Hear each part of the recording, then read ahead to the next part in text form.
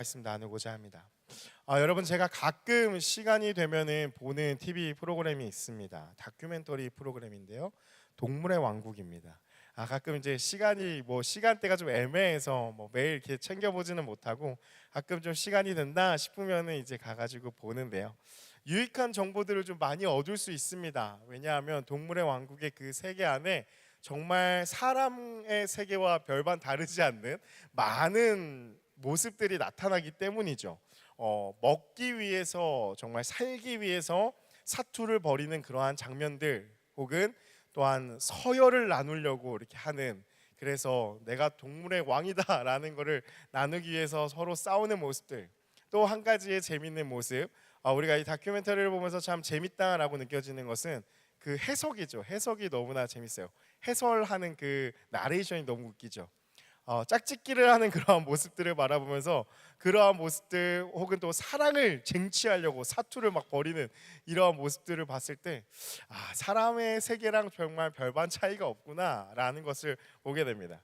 그래서 때로는 이 동물의 세계 안에서 세상을 살아가는 이 지혜와 통찰을 좀 얻을 때도 있다라는 것입니다.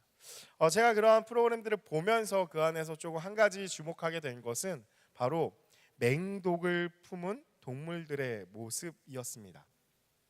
동물 혹은 사람이 이제 나타나게 됐을 때, 내가 조금 위협을 당하게 됐을 때 그 맹독을 품은 동물들 근처에 가면 어떻게 될까요?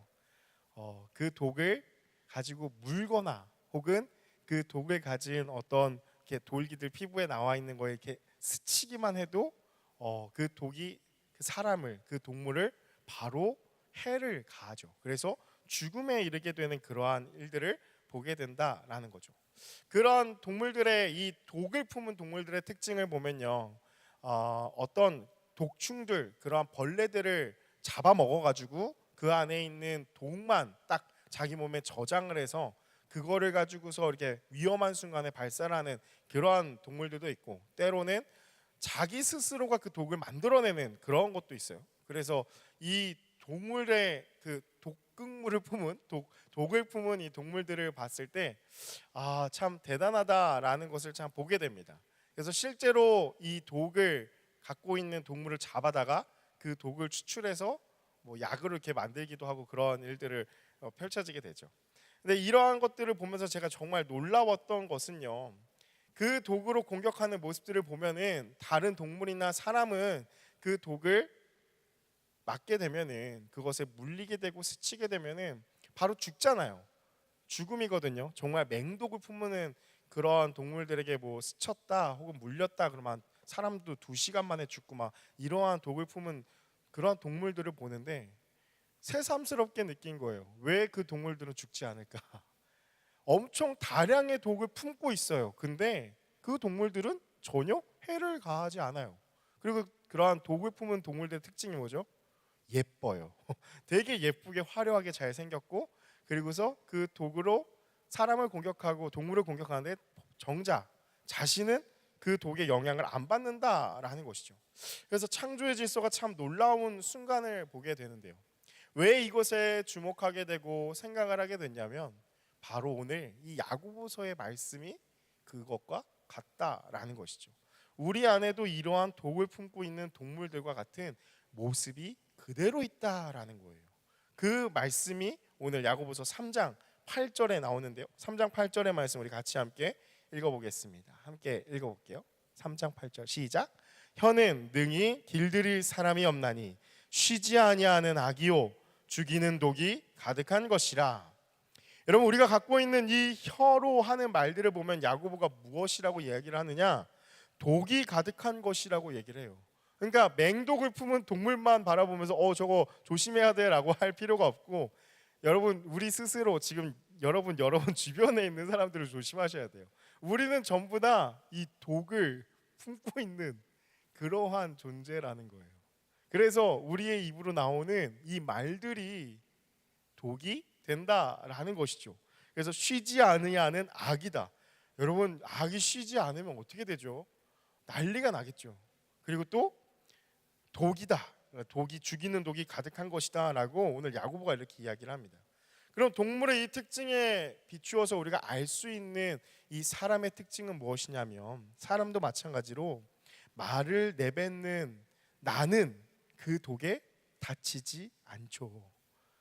말을 내뱉었을 때 그 독을 품은 말을 듣는 그 상대방에게는 치명적인 그 치명상을 입힐 수 있는 그러한 것이 바로 말이라는 것입니다. 여러분, 그렇기 때문에 우리가 말에 대해서, 이 혀로 하는 이 말에 대해서 결코 가볍게 생각할 문제가 아니라는 것입니다. 이 8절의 말씀은요, 앞에 3절에서 7절까지의 내용의 결론에 해당하는 문장이에요. 그래서 먼저 우리가 봤어요. 이 혀는 어떠한 존재냐? 혀는 쉬지 아니하는 악이고 죽이는 독이 가득한 이 말을 조심해야 된다. 그러면은 앞에 어떠한 이야기를 하는가? 3절부터 7절까지의 말씀을 한번 보면서 여러분 쭉쭉 따라오시면요, 여러분 3절의 말씀에 이렇게 나타납니다. 동물의 말들 입에 그 재갈을 물리는 것은 이 순종하게 하며 온몸을 제어하는 것이다 라고 막 얘기를 하죠. 마찬가지로 우리에게 주어진 이 혀도 어떠한 기능이 있냐? 이 재갈과 같아서 온몸을 제어할 수 있다라는 거예요. 이것을 잘못 쓰면은 정말 고삐 풀린 망아지처럼 막 날아다닐 수도 있고, 아니면 잘 쓰면 잘 길들여진 이 말처럼 쓸 수 있는 그것이 이제 혀다라는 거죠. 4절 말씀을 보면요, 아무리 큰 배라 할지라도 광풍에 밀려가는 것들을 밀리지 않게 방향을 전환할 수 있는 것이 그것을 조종하는 작은 키인데, 그것이 혀와 같다라는 거예요. 조종대 그거와 같다라는 것이죠. 그래서 어디로 가는지 방향을 설정하는 그 키로 배를 움직이는 것과 같이, 우리의 혀로 내뱉는 말의 방향성, 말의 뉘앙스, 어떤 말의 어떤 의미라는 것들이 우리의 삶을 다 좌지우지한다라는 뜻이죠. 그리고 또 5절 말씀을 보면요, 작은 불은 가볍게 볼 수 없다라는 거죠. 왜냐하면 그 불이 커지고 많은 나무를 태울 수 있기 때문에. 그래서 혀도 이와 같다라고 이야기를 합니다. 우리는 무심코 던지는 작은 말 한마디라고 하지만 그것을 결코 무시할 수 없다라는 거예요. 왜냐하면 작은 불과 같기 때문에 이것이 그냥 내뱉었을 때, 그냥 뚝 던졌을 때 나는 별말 아니지 하고서 뚝 내뱉었지만, 이것이 그 담배꽁초 하나 때문에 산에 불이 나듯이 그것이 뚝 던져졌을 때 누구에게는 활활 타오를 수 있는 그런 엄청난 영향력이 있다라는 거죠. 그래서 6절 말씀에 이렇게 이야기를 해요. 그래서 혀는 곧 불이다. 혀는 의롭지 않은 이 불의의 세계로 우리 안에 놓여져 있는데, 이는 온몸을 더럽히고 우리의 존재에, 이 삶의 수레바퀴에 불을 붙인다. 그래서 삶의 모든 방향성에 왜곡이 생기게 만든다라는 의미로 야고보가 이렇게 이야기를 하고 있는 거예요. 그래서 7절에 이어지는 말씀에는 온 만물들, 짐승, 새, 벌레, 바다 생물들, 모든 우주에 존재하는, 이 세상에 존재하는 이 만물들은 다 길들여질 수 있고 그렇게 해왔는데, 이 혀는 길들여질 수가 없다. 왜냐하면 이 혀는 쉬지 아니하는 악이고 죽이는 독이 가득하기 때문이다. 길들일 사람이 없다라고 이야기를 합니다. 야고보가 이렇게 심각하게 우리에게 이 혀에 대해서 이야기를 하는데요, 야고보만 이렇게 이야기를 했느냐? 아닙니다. 구약에 가면 잠언의 말씀에 이 야고보와 못지않게 잠언의 이 지혜자가 말에 대해서 정말 많은 말을 해놨죠. 특별히 우리 잠언 18장 20절과 21절의 말씀을 우리 같이 함께 자막을 통해서 보기 원합니다. 함께 읽을게요. 시작. 사람은 입에서 나오는 열매로 말미암아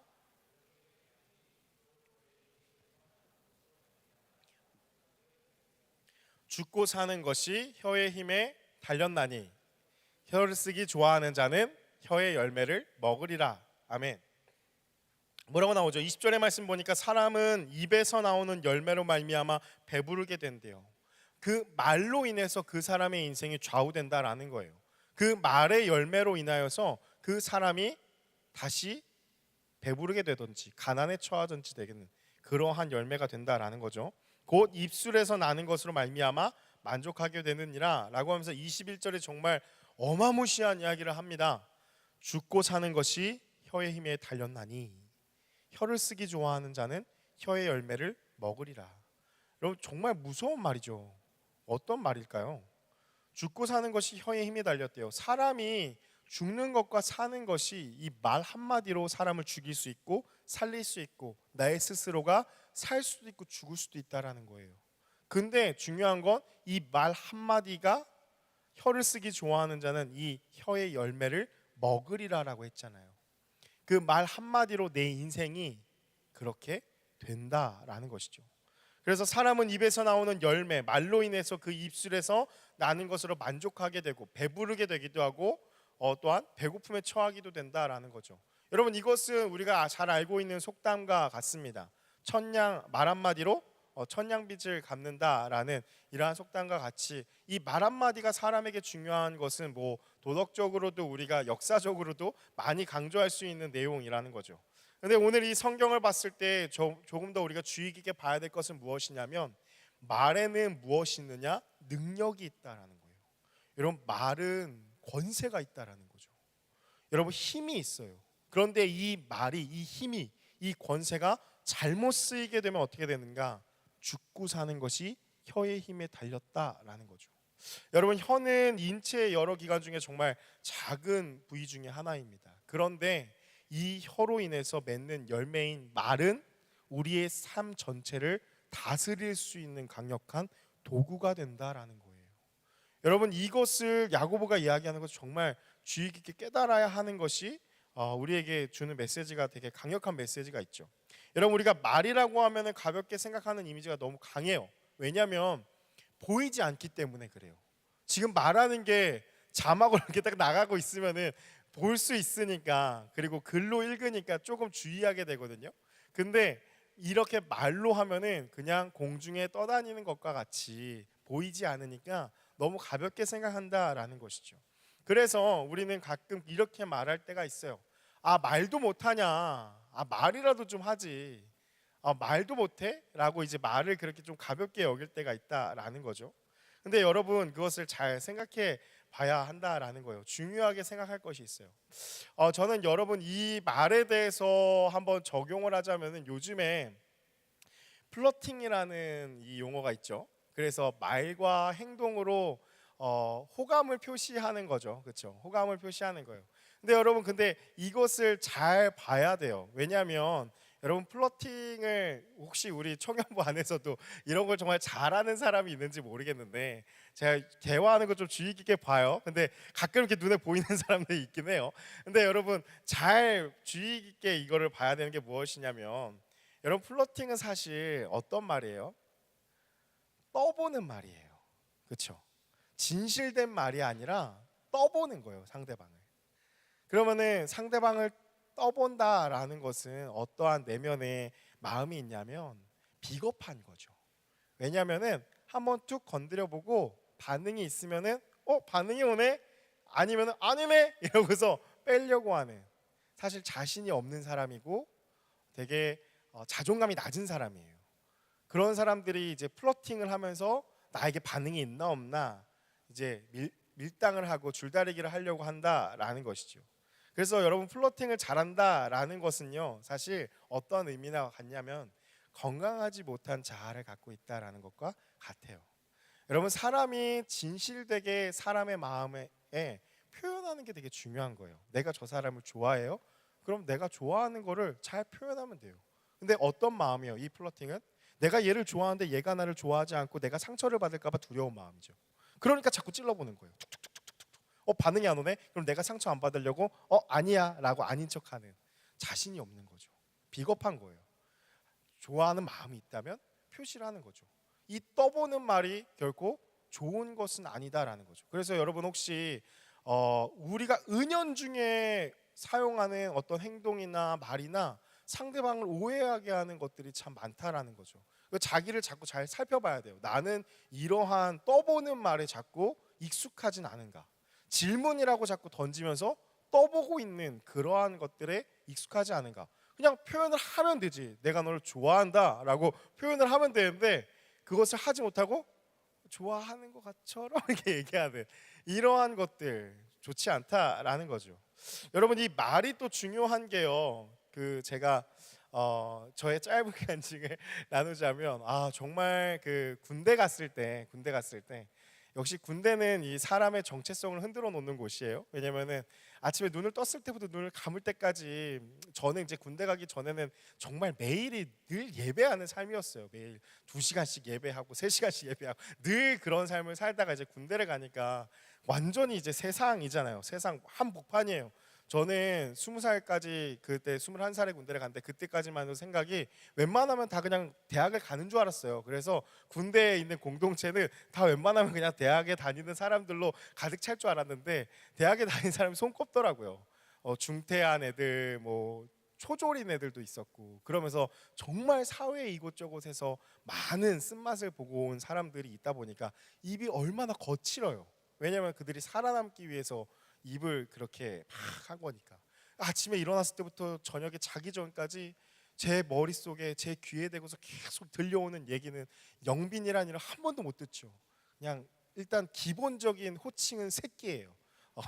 새끼야. 여기 앞에다 뭘 붙이는 게 중요하죠. 개 뭐 이렇게 많은 걸 많이 붙여요. 수식어가 참 많죠.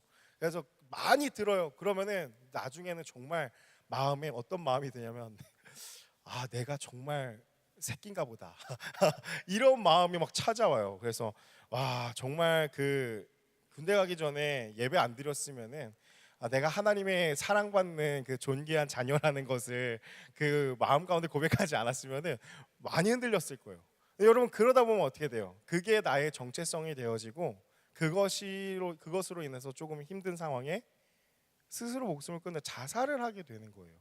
그래서 자살을 하게 되는 원인들도 여러분 잘 살펴보면은 말 한마디 때문에 일어나는 경우가 많다라는 거예요. 쓸모없는 자식, 저 쓸데없는 거.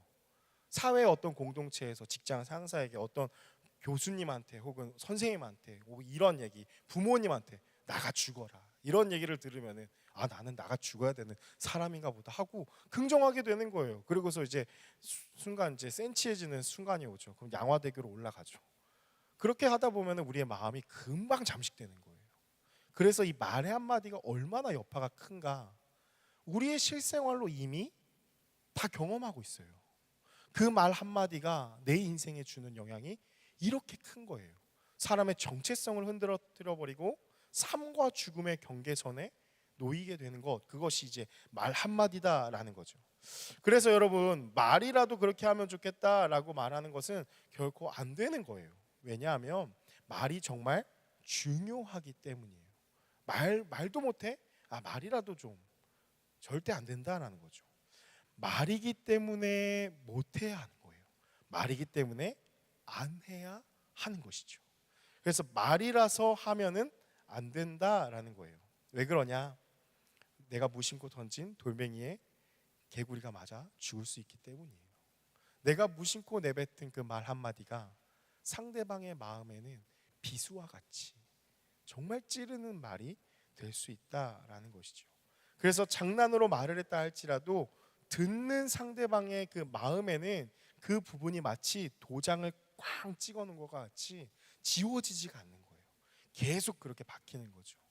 그래서 여러분 혹시 부모님에게 상처 있는 분들도 있으실 거예요. 부모님이 어렸을 때 이게 거친 삶을 이제 사신 부모님들을 모시고 있는 분이라면은 예이 나가 죽어라 이러면은 나는 나가 죽어야 되는 사람인가 보다. 은연중에 우리 마음 가운데 이제 상처가 완전 박혀 있는 거죠. 이 말 한마디가 정말 중요하다라는 것이죠. 우리의 모습은 어떠한가? 9절에서 12절의 말씀이 우리의 모습에 대해서 이렇게 이야기를 하죠. 무슨 내용이죠? 9절에서 12절 내용 보면요. 한 문장으로 얘기하면 이거예요. 한 입으로 두말하지 말라는 거죠. 한 입 갖다가 두말하지 말라는 거예요. 어떻게 한 입으로 축복과 저주가 같이 나오고 어떻게 한 나무에서 다른 종류의 열매가 맺히겠느냐? 포도나무에서 뭐 올리브 열매, 다른 또 열매가 맺히겠느냐라고 하면서 이 비유를 통해서 이야기를 한다라는 거예요. 하나님을 찬송하기도 하지만 형제 자매를 저주할 수 있냐? 어떻게 그게 한 입으로 나올 수 있느냐라고 이야기를 하죠. 여러분 야고보는 단순히 우리에게 3장에 들어서 그냥 말 조심하라는 어떤 도덕적인 메시지를 던지는 걸까요? 여러분 그렇지 않아요. 말은 혀로 나타나는 이 열매죠. 혀는 어떻게 움직이게 될까요? 여러분, 어떤 마음을 가지느냐에 따라서 다른 것입니다. 다시 말하면 우리의 말은 우리의 마음을 대변하는 것이죠. 그래서 여러분, 우리의 마음에 있는 것을 드러내는 것이 바로 이 말이에요. 그렇다면 우리의 말에 문제가 있다라는 것은 무엇이냐? 마음에 문제가 있다라는 것이죠. 그래서 야고보가 계속해서 이야기하는 그 주제가 이어져 가는 거예요. 여러분, 마음의 소리가 말로 전달이 돼요. 그래서 마음에 없는 소리를 할 수가 있을까요? 없을까요? 없어요. 마음에 없는 소리 하지 마, 막 이러한 얘기 많이 하잖아요. 마음에 있으니까 그 얘기를 하는 거예요. 잘 들어야 돼요. 그래서 사람하고 대화할 때 그 마음에 그 생각이 조금이라도 있었고 마음에 그것이 있었기 때문에 표현을 하는 거예요. 마음에 없는데 어떻게 나타나겠어요? 그래서 사람은 그 마음에 있는 이야기를 하게 된다라는 거죠. 그 야고보가 우리에게 계속해서 이야기하고 있는 그 핵심 문제가 무엇이냐?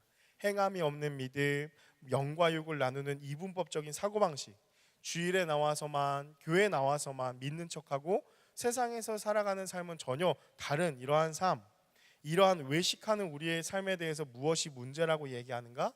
야고보서 1장 8절이에요. 계속해서 이야기하죠. 그는 두 마음을 품은 사람으로 안정을 찾지 못하는 정함이 없는 자다. 그래서 우리에게 계속해서 이야기하는 게 나뉜 마음이 결국에는 말로 드러나게 되는 것이다. 온전하지 못한 말을 한다라는 거죠. 우리 본문 야고보서 3장 2절 우리 같이 함께 읽어볼게요. 3장 2절 말씀 함께 읽겠습니다. 시작. 우리가 다 실수가 많으니 만일 말에 실수가 없는 자라면 곧 온전한 사람이라 능히 온 몸도 굴레 씌우리라. 아멘. 어떤 사람이 온전한 사람이라고 이야기하냐면 말에 있어서 실족하지 않는 사람이 온전한 사람이라는 거예요. 그래서 온전한 마음이 된다라는 것을 야고보서를 통해서 계속해서 이야기를 나눴잖아요. 나뉜 마음이 문제다. 그래서 한 마음이 돼야 된다. 온전한 마음이 돼야 된다. 이 온전한 마음을 품은 사람의 특징은 무엇이냐면 말을 함부로 하지 아니하는, 바른 말을 하는, 말이 나뉘어지지 않는 자라는 것이죠. 그래서 야고보가 말하는 이 말에 대한 말씀이 피상적으로 우리가 이해하고 단순히 도덕적인 교훈 혹은 행함이 있는 믿음으로 오해를 하게 되면은 우리가 이렇게 돼요. 그냥 기도 열심히 하면 돼, 찬양 열심히 부르면 돼, 말씀 열심히 읽으면 돼, 이러한 보여지는 행위를 잘해라, 뭐 이러한 의미로 우리가 읽을 수 있는 게, 그런 오해할 수 있는 것이 다분한 게 이 야고보서의 말씀이에요. 그런데 그게 아니다라는 거죠. 믿음이 있다고 하면서 말을 함부로 하는 자는 다시 말하면 믿음이 없는 자라는 거예요. 여러분, 특별히 우리가 교회 안에서 정말 조심해야 돼요. 교회 안에서 이러한 사람들이 너무 많아요. 어떤 보여지는 행위로 인하여서 쉽게 얻을 수 있는 것이 직분이죠. 그러다 보니까 말을 함부로 해요. 말을 정말 막 해요. 근데 믿음이 있다고 스스로가 착각하는 경우가 많다라는 거예요. 오늘날 야고보가 이 한국교회에 와서, 우리 공동체에 와서 이러한 모습을 봤을 때 이렇게 얘기를 하는 거예요. 말을 어떻게 함부로 하는데 너가 믿는다고 생각을 하냐? 너의 마음 자체가 이미 두 마음으로 나눠져 있고 온전히 한 마음으로 같지 않았는데 어떻게 네가 믿는 자라고 얘기를 하냐? 온전한 마음을 품었다면 너는 그 말도 온전해질 거야 라고 이야기를 한다라는 것이죠. 그래서 여러분, 야고보는 단순하게 이 신앙에 대해서 이야기하고 있는, 설명하고 있는 것이죠. 무엇이 문제냐? 능히 길들일 수 없는 이 혀를 어떻게 제어할 것인가? 무엇을 해야 하는가? 마음이라는 거예요. 그래서 잠언에서도 이렇게 이야기를 하죠. 잠언 4장 23절 말씀 우리 같이 함께 읽어볼게요. 여러분, 이건 꼭 외우셔야 되는 말씀이에요. 잠언 4장 23절 함께 읽겠습니다. 시작. 모든 지킬 만한 모든 것 중에, 모든 것보다 더욱 내 마음을 지키라. 생명의 근원이 이에서 남이니라. 여러분, 여기서 분명하게 이야기를 하고 있어요. 뭐라고요? 마음을 지키라고 얘기를 해요. 왜냐하면 그 마음이 생명의 근원이기 때문이래요. 다시 말하면 야고보의 표현은 뭐예요? 마음이 나뉘어지고 강팍한 마음을 품게 되고 그 마음에 악함이 가득하면 그 입에서 악이 나오는 거죠. 독이 나오는 거예요. 그럼 그 말 한마디로 사람이 죽어요, 안 죽어요? 죽는다는 거예요. 잠언도 다른 얘기를 하는 게 아니라 너희가 어떠한 마음을 품느냐, 그것이 정말 중요하다. 왜냐하면 마음이 곧 생명의 근원이기 때문이다라는 거죠. 그 마음에 상대방에 대해서, 내 삶에 대해서 어떠한 마음을 자꾸 품고 있느냐, 나는 안 돼, 나까지 깨, 아유 내 인생 망했어, 이러한 마음을 계속 품고 있다면 어떻게 돼요? 그게 내 입으로 나와요. 그리고 어떻게 돼요? 열매를 맺는다는 거예요. 진짜 망해요. 진짜 죽어요. 말하는 대로 된다라는 것이죠. 왜냐하면 그 마음에 있는 것이 나오기 때문이죠. 그럼 우리는 이런 생각을 할 수 있습니다. 이게 쉬운가요? 어렵죠. 말 실수하기가 늘 실수하는 게, 저도 하루에도 몇 번씩 회개하는 게 이 말 실수인데요. 근데 여러분 야고보서 3장 2절을 다시 한번 보시면요, 참으로 위로가 돼요. 다시 한번 띄워주실래요? 야고보서 3장 2절의 말씀 한번 띄워주시면요, 뭐라고 얘기를 하냐. 여러분 야고보의 우리가 쭉 보면 아시겠지만 특징을, 계속해서 책망을 하고 뭐라 할 때 내 형제들아 그러면서 너희가 이렇게 자꾸 표현하는데요, 여기 3장 2절 첫 번째 뭐라고 이야기하죠? 우리가 다 실수가 많으니. 야고보도 인정하는 거예요. 이 말 실수가 얼마나 힘들다라는 거를. 우리가 다 실수가 많으니, 만일 말에 실수가 없는 자라면 그 사람은 정말 온전한 자다. 그래서 계속해서 그것을 향해서 가야 한다라는 것이죠. 그래서 지난번에 죽음에 이르는 죄에 대해서 이야기 나누었던 것처럼 우리가 죄에 대해서 잘 알고 있는 거 되게 중요해요. 그리고서 어떠한 마음가짐을 가지고 태도를 가질 것인가, 그러한 것들을 이야기 나눴죠. 안 되니까, 늘 지으니까, 에휴 뭐 또 짓는데 뭐, 이러한 마음가짐이 아니라는 거예요. 야고보가 오늘 3장 2절에서도 이야기하는 것은 무엇이냐면, 우리가 다 실수하니까 야 다 실수할 수 있어, 좋은 게 좋은 거지, 이런 뉘앙스가 아니라 우리 다 실수할 수 있어. 근데 우리 온전한 사람이 되기 위해서 실수하지 말자라는 거죠. 말 실수를 안 할 수는 없다라는 거예요. 그렇다면 구체적으로 우리가 어떻게 해야 하는가, 제어할 수 있는가? 말씀에 답이 있죠. 3절에서 5절 말씀에 나타났던 게 이제 그 제갈하고 작은 키 그리고 불이라고 표현을 했잖아요. 여러분 특징은요, 이 세 가지의 특징은 제어를 할 수 있어요, 없어요? 있다라는 거예요. 제갈을 잘 물고 그 말을 잘 길들일 수 있는 것처럼, 그 작은 키를 꽉 붙잡고서 방향을 올바른 대로 틀 수 있는 것처럼, 작은 불이 큰 불로 퍼지지 않게 초기에 진화를 할 수 있는 것처럼 제어를 할 수 있다라는 거예요. 그럼 제어할 수 있는 방법도 무엇이냐? 말로 할 수 있다라는 거죠. 그럼 어떻게 하느냐? 우리의 마음을 온전하게 할 때 바른 말을 할 수 있다라는 거예요. 그럼 한 가지 이야기를 보면서 마무리를 하려고 하는데요, 민수기에 기록된 12정탐꾼의 내용을 기억하십니까? 여러분 가나안 땅에 이제 들어가기 위해서 각 지파별로 한 사람씩을 대표로 뽑았어요. 그래서 12명의 정탐꾼이 가나안 땅을 정탐하고 와서 보고하는 장면 가운데 놀라운 일이 펼쳐지죠. 어떠한 반응이었느냐? 겁에 질린 부정적인 반응들이 대다수였다라는 거예요. 그것에 대해서 민수기 13장 31절에서 33절의 말씀에 나와 있는데요, 자막을 한번 띄워주시면 제가 한번 읽어볼게요. 잘 들어보세요. 그와 함께 올라갔던 사람들은 이르되 우리는 능히 올라가서 그 백성을 치지 못하리라. 이렇게 보고를 하는 거예요. 보고 와서 우리는 능히 그 백성을 치지 못하리라. 그들은 우리보다 강하니라. 그리고 32절 말씀에 이스라엘 자손 앞에서 그 정탐한 땅을 악평하여 이르되, 그리고 33절의 말씀에 보면요, 거기서 네피림 후손인 아낙 자손의 거인들을 보았나니 우리는 스스로 보기에도 메뚜기 같으니 그들이 보기에도 메뚜기 같을 것이다 라는 이런 부정적인 말을 막 내뱉어요. 10명의 정탐꾼이. 나머지 2명 누구죠? 우리가 잘 아는 여호수아와 갈렙이죠. 뭐라고 얘기하느냐? 민수기 13장 30절의 말씀에 먼저 이렇게 이야기를 했어요. 갈렙이 모세 앞에서 백성을 조용하게 하고 이르되 다 조용히 해봐 하고 이제 이야기한 거예요. 우리가 곧 올라가서 그 땅을 취하자. 어떻게 해요? 능히 이기리라. 갈렙이 이야기한 것은 보고 와서 이렇게 이야기를 하는 거예요. 그리고 14장 9절 말씀에 막 백성들이 불평 불만을 가지고서 막 하고 이 여호수아 갈렙 말도 안 되는 소리 하지 마 그러면서 진짜 돌로 쳐서 죽이려고 해요. 그러니까 막 이렇게 다급하게 이야기를 하는 거예요. 민수기 14장 9절 말씀. 다만 여호와를 거역하지는 말라. 또 그 땅 백성을 두려워하지 말라. 여러분 정말 이 민수기의 말씀에 기억해야 될 거. 뭐라고 나오죠? 그 다음에 그들은 우리의 먹이라.